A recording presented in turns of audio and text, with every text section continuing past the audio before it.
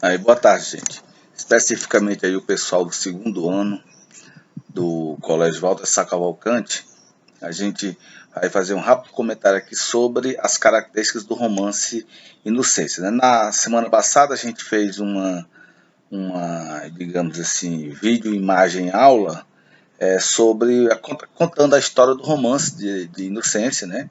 Onde nós tínhamos lá o idílio amoroso entre Inocência e Cirino. Os dois se enamoram depois de Cirino penetrar em sua casa, levado pela mão do pai, o qual previne Cirino de que Inocência já é apalavrado, já está comprometido com o Manecão.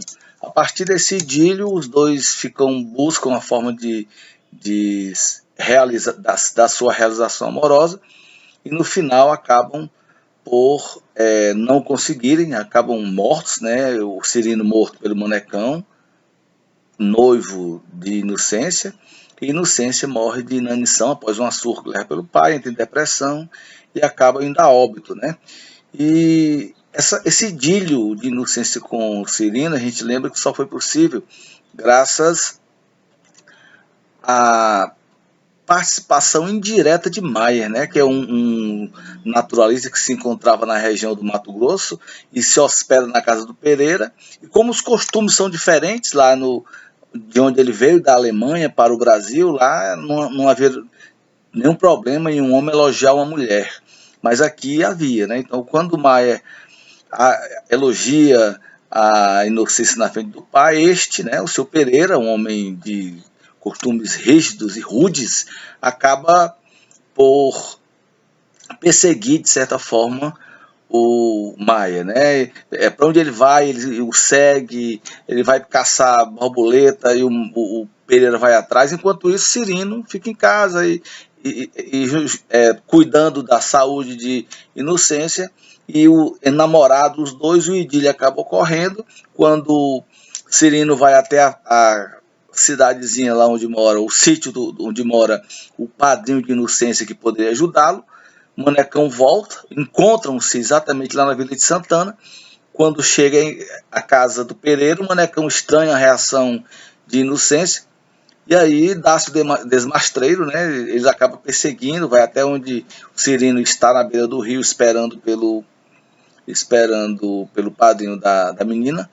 E aí o Manecão acaba matando Inocência, e Inocência depois entra em depressão, com certeza acaba morrendo, né? 2 anos passados depois da morte de Inocência, Maia apresenta lá numa reunião científica naturalista, apresenta uma nova espécie de borboleta, a qual ele dá o nome de Inocência. Aí a gente fazia a seguinte pergunta: quais são as características românticas presentes no romance Inocência, né?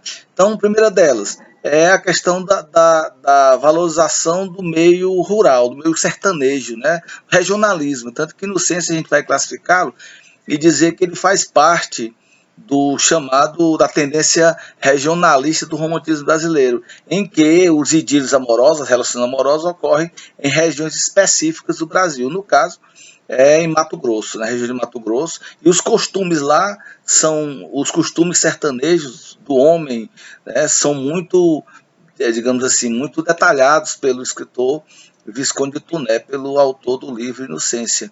Outra característica é digamos assim, o final feliz, né? Mas que final feliz se os dois morrem? Mas há sempre a perspectiva, como a religiosidade é muito presente dentro do romance romântico, a perspectiva da felicidade em outro plano, no plano espiritual, né?